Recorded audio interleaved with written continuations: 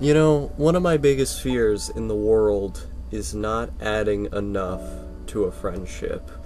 I feel like my friends give so much to me, and I don't ever feel like I'm giving them enough back. I constantly talk about myself, I constantly have to go on these weird, esoteric rants that aren't really related to what anybody cares about, and I try very, very hard to help because I want to be someone who has value to others. I don't want to be someone who people just kind of offhandedly talk to and then they forget about or they don't care about or, I never want it to be that I'm taking more from a relationship than I'm giving.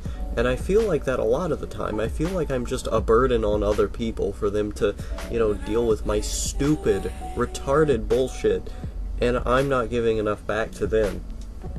And I'm trying very, very hard to modify myself to be someone who can give more, because I constantly am in fear that I'm not giving enough, and that scares me a lot. It scares me that all my friends are just gonna go away because I'm not giving them enough.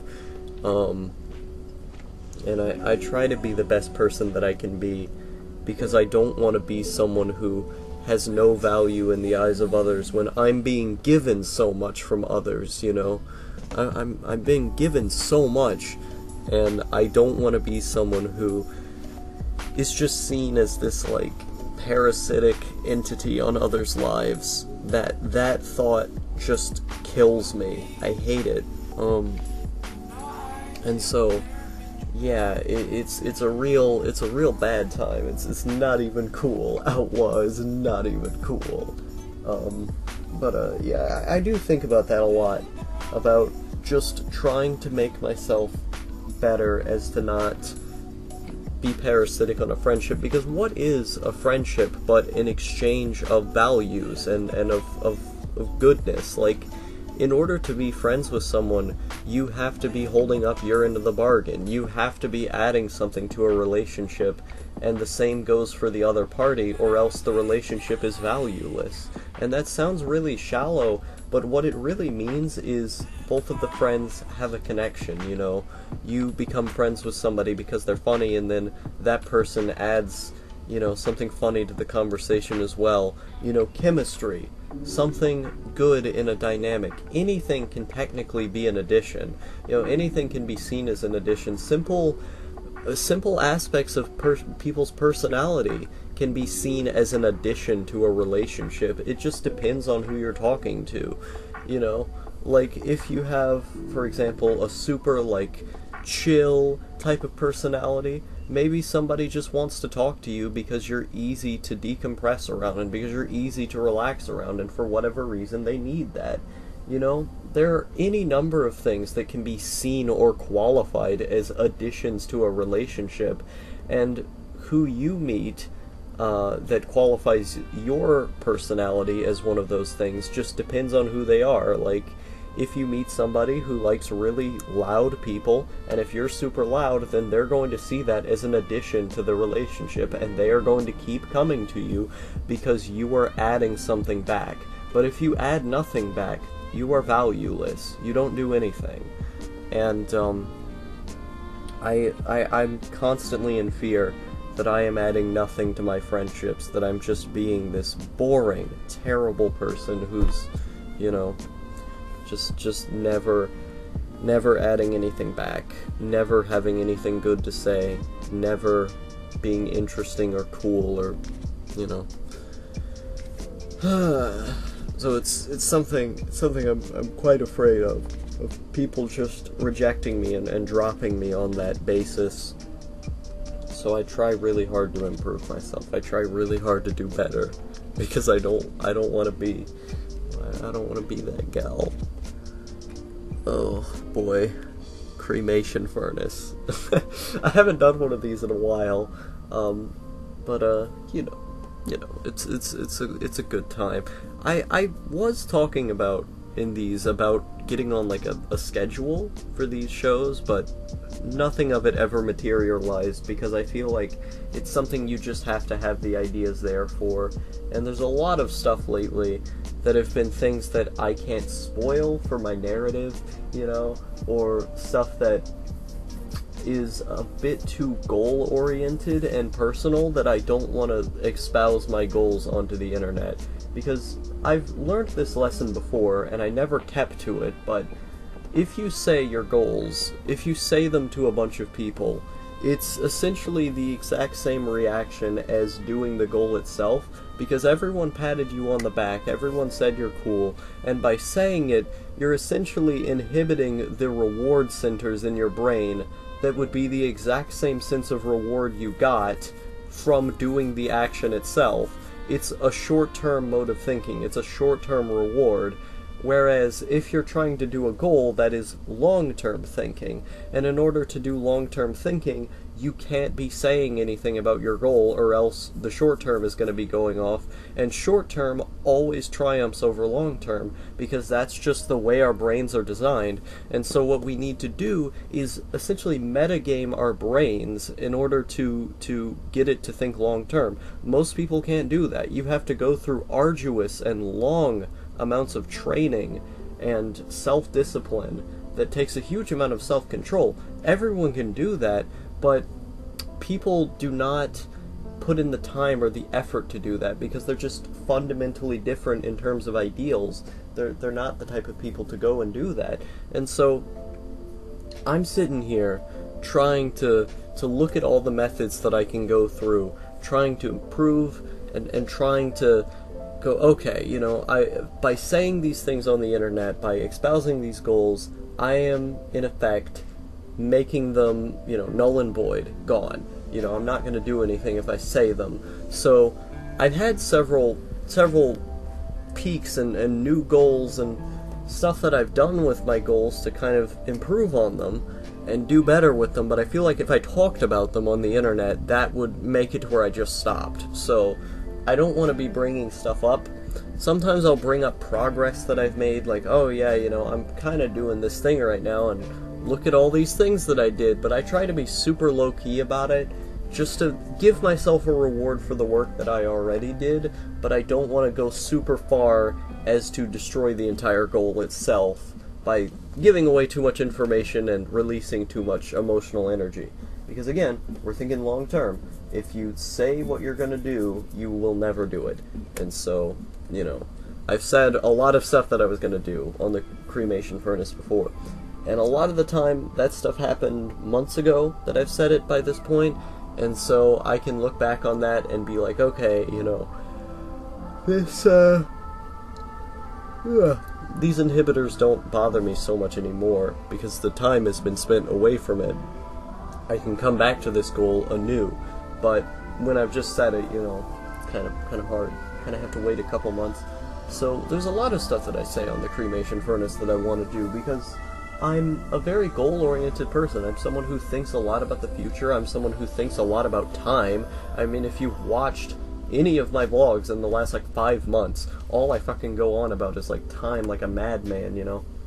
So, I think a lot about this stuff. I visualize where I want to be, and I visualize exactly who I would be in a few years if I did the things that I wanted to do every day. And that's something Bruce Lee actually did. He would just sit there and spend so much time meditating and in solitude, thinking and visualizing about who he wanted to be, and he would put in the work to be that person.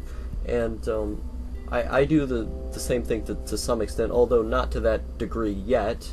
That's definitely a goal that I want to go down in terms of just making myself so focused on self-improvement that I get to that level. But in general, I do think a lot about, you know, where I want to be, and thinking about where you want to be and the actual actions that you place towards where you want to be are two very different things.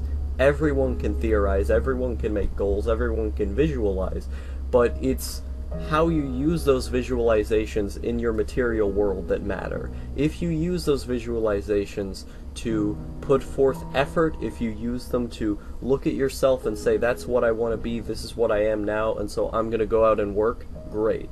But if you just constantly talk about your goals all the time, and just use that short-term mindset, you're never going to get anywhere. What you have to do is visualize it and then realize, okay, these are exactly the steps I need to take, and then take the fucking steps, you know? And so, I don't want to talk about my goals. I don't want to talk about the progress I've made on YouTube, on the internet. I don't want to say these things, because if I do, I'll never do it. And so, a lot of the Cremation Furnace is stuff like that. It's planning, it's mindset stuff, and I think that's, by negating those things, it's taken away a lot of content from the show, but I'll figure something out.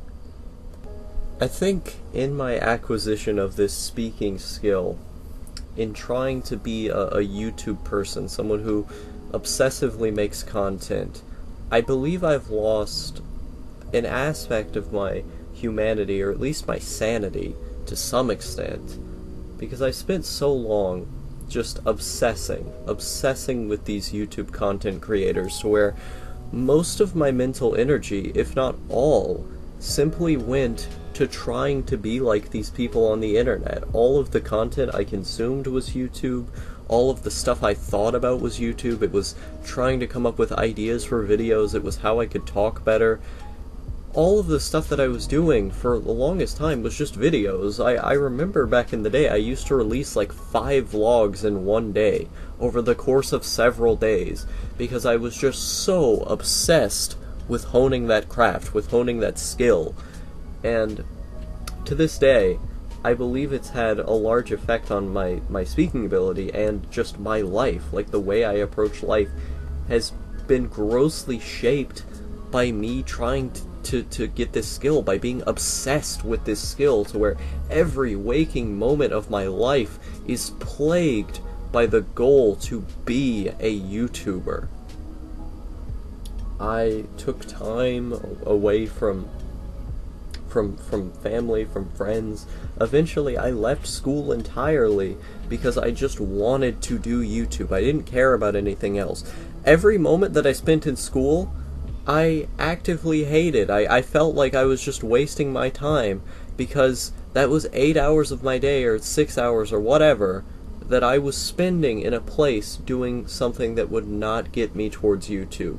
YouTube was the only thing I cared about. So spending my time doing anything, literally anything, that did not serve YouTube in any way hurt me. It gave me physical pain. It made me angry. It made me want to punch somebody. It made me sad.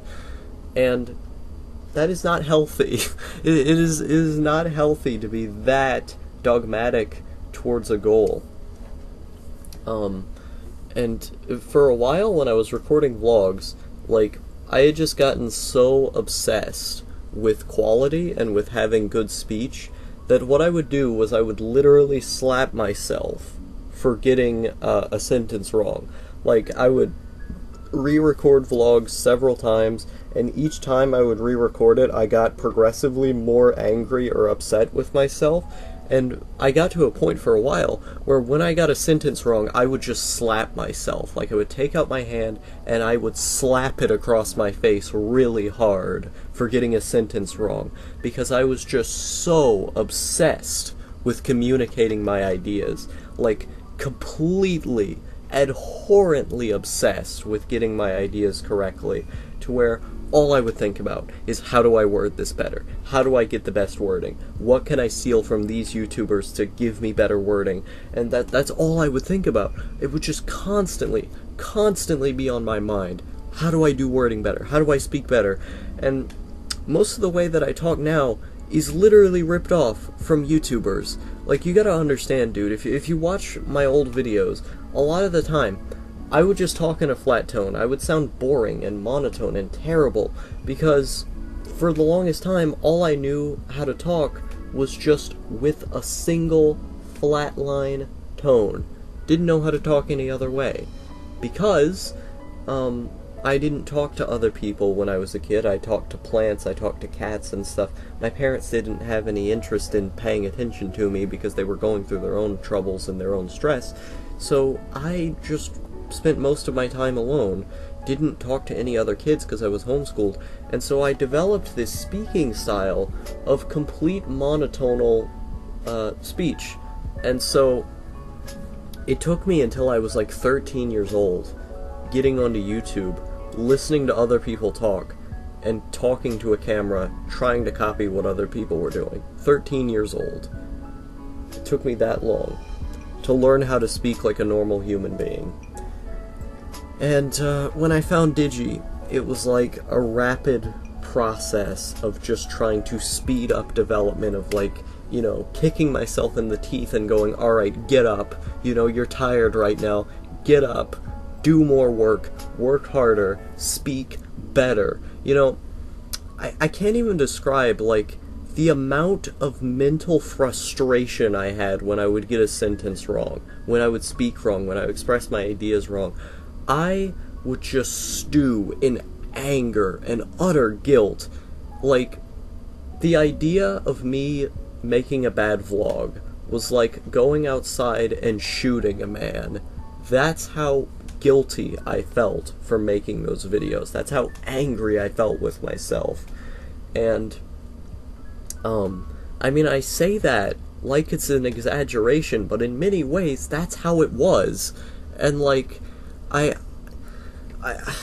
just obsessed so much with getting these videos correct, and it was ruining my life at the time because I had completely lost paying attention to school.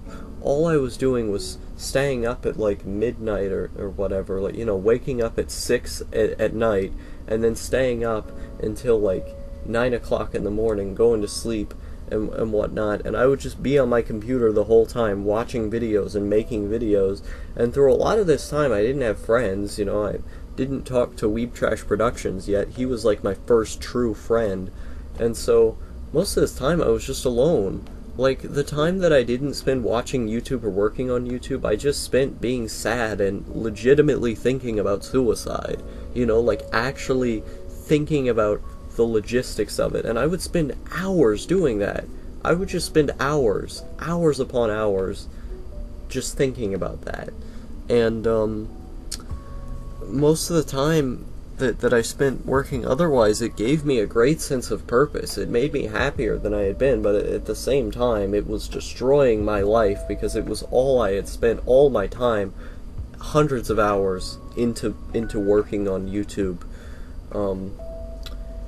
Probably could have spent it in other ways.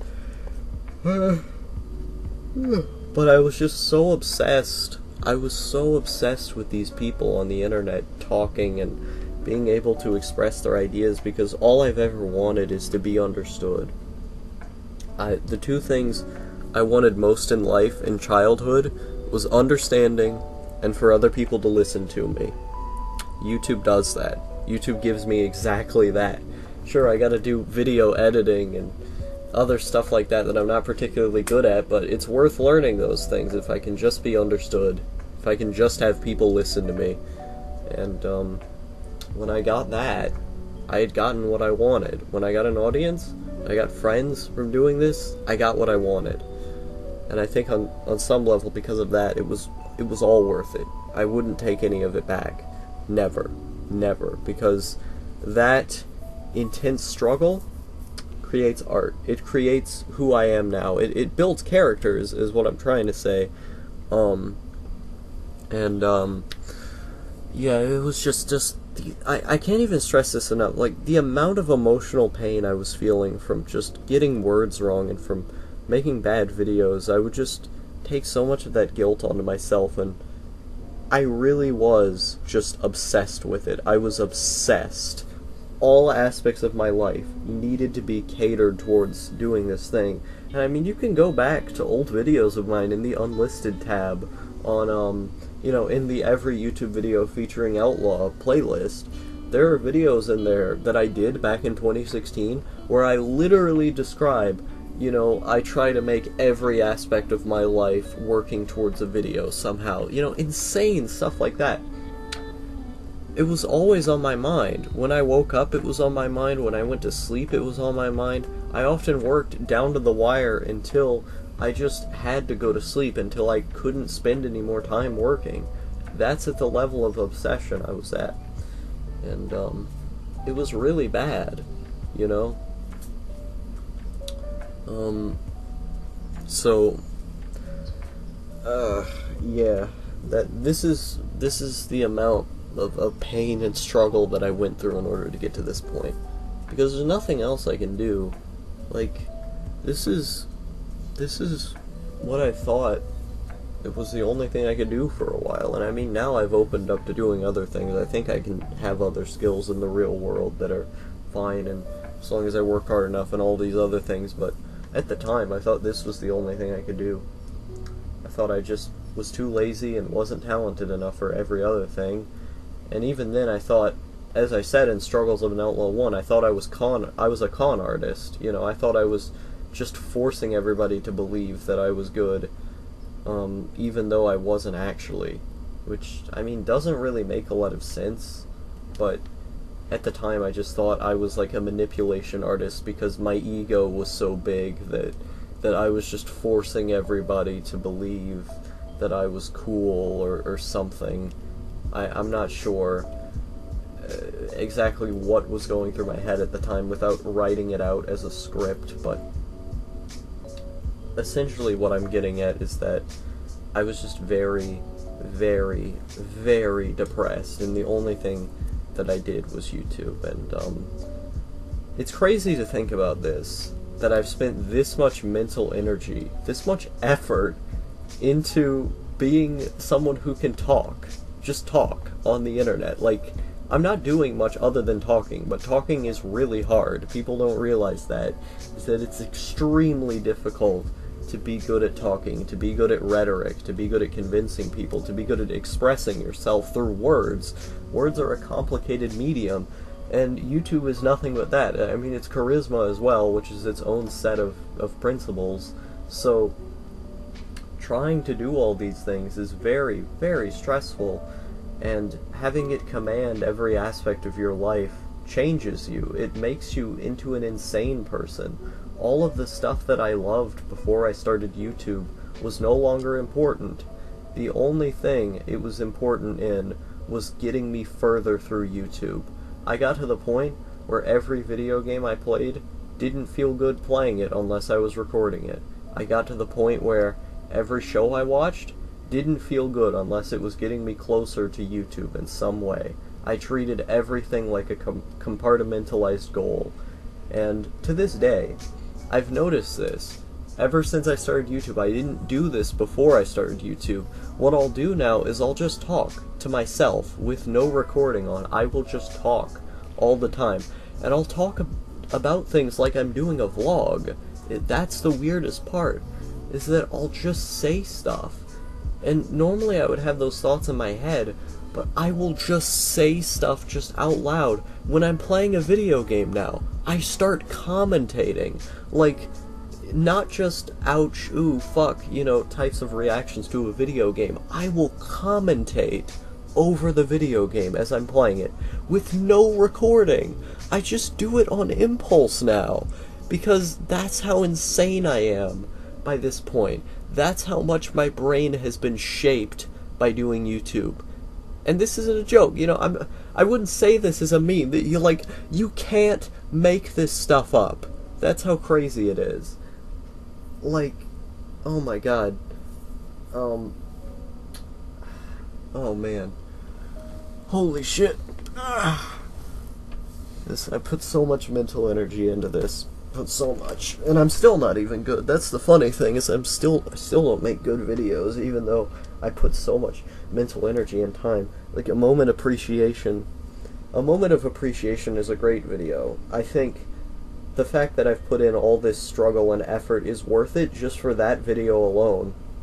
Or your experience is the narrative, the response I made to Alex Ratio's comment. That video's existence justifies all the pain I went through YouTube. It justified all the bad videos. Those two videos' existence, I think.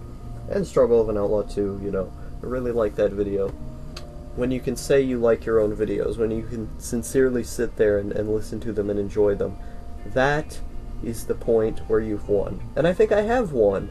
You know, like, I'm bringing up a lot of depressing stuff. Like, you know, it kind of did tear apart my life in a lot of ways. It's kind of changed the entire way I view media and do things, because now I'm constantly commentating over my life, recorded or not.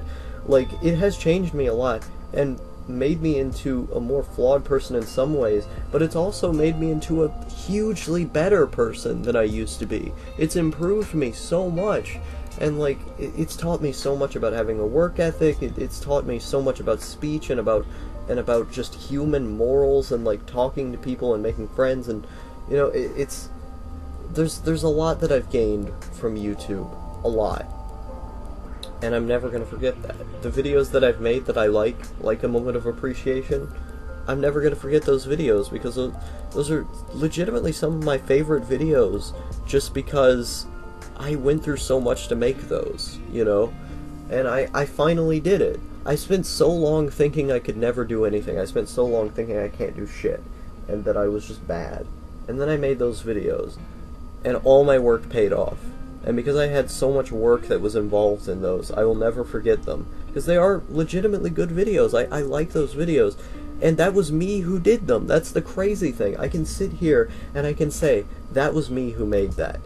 That's fucking insane. That's insane to say that I made a video that I love, you know? And so, yeah, it was all worth it. That obsession, that mental instability that it gave me, it was all worth it. I probably would have been worse off anyway. I've talked on this show before about how I'm a bit embarrassed and even a bit worried for my friends when they stumble across just some of the things that I go through emotionally whenever I talk about them, you know. People tell me, wow, Outlaw, this is incredibly concerning, wow, you know, this is strange. And so, as a result, I say very little of what I'm actually going through. And what this does lead to sometimes is at a breaking point where it's like, oh, yeah, well, you didn't fucking tell me you had this problem, so what's going on here, you know? And you're acting, you know, you're acting all weird. But I feel like what I need to do is create a barrier around myself, or create such a strong sense of bravado that I no longer seem upset, where I take out all of my dark energy, all of my sadness, and I put it into art and into videos. If I can do that, then I don't need to express it to anybody. I don't need to talk. I don't need to worry anyone. I don't need to express it in this shallow way that is only going to hurt others, when I can use this type of, you know, group therapy in my art, you know, but just without, like, harming other people through talking about it to them, you know. If I can use my art as a means of therapy, then I can have the excuse of using it in an abstract sense of saying, oh, you know, it's art, I'm just expressing myself. So you don't need to be worried about me, you don't need to be worried about what I'm going through. And if I just say everything that I'm feeling in videos, maybe not describing specifics, but just saying, you know, what I'm feeling in like an abstract, creative way where I'm not really wording things, I'm just saying it through the art, I feel like that is a far better way of coping with these problems than just having that visceral stress that comes from talking about it with other people. And at the same time, this is also an image issue, you know, I don't want to seem like a little bitch, you know? Like, I understand that, like, group therapy helps other people, and if you don't know what I'm talking about, on multiple of the Discord servers that I'm in, there are these special channels where people talk about their problems. This seems to be more and more prevalent in the Discords that I go into, because I talk to a lot of people who are dealing with a lot of real shit. So I see these channels, and sometimes I just get so upset that without thinking I just spurt off a bunch of random details that I'm upset about my life, and people always get inordinately concerned about the stuff that I'm saying. It's like, you know, dude, what's going on here? And every single time I feel guilty for doing that. I feel like I'm being an attention seeker. I feel like I'm being a crybaby, a bitch, all these other things, because I am. Like, I have the power to not do these things, and I'm not utilizing that power. I'm not utilizing the self-control and the individuality that I possess to express those things through art. I'm instead taking my pain and putting it onto others. That is a selfish and disgusting way of getting these things out. And I have art. I have the power to do these things through art, but I'm not.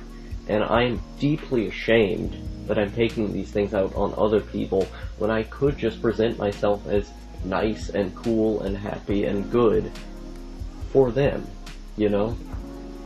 I could just be an entertaining person. I could just be a funny person that people can listen to and that people can be happy being around. But instead, because I'm constantly depressed, I sometimes let that depression seep into conversation, and that emotional openness needs to die. I need to take that and I need to reorganize it for art. I need to take that energy and put it elsewhere, somewhere that isn't in my conversations, And I understand that not everyone can do that. I completely understand why people would need to talk about their problems. I'm not completely anti this idea, and I'm not saying you're like a bitch for doing that, but I'm just saying with the power that I possess to express what I need to through art, and with the self-control that I possess to not say it at all, and the fact that I'm not using that, it makes me a bitch, because I have another option and I'm just choosing the worst option. And it's my choice. It's my choice to do these wrong things. And once you realize that, it starts to really get into your head that you can shape your life into a different thing when you have these abilities. And as I said, I completely understand why people would need these text channels, but I need them sometimes, but I have other options that I can do to get past these problems. It's just that I'm not taking those options, and I need to change that.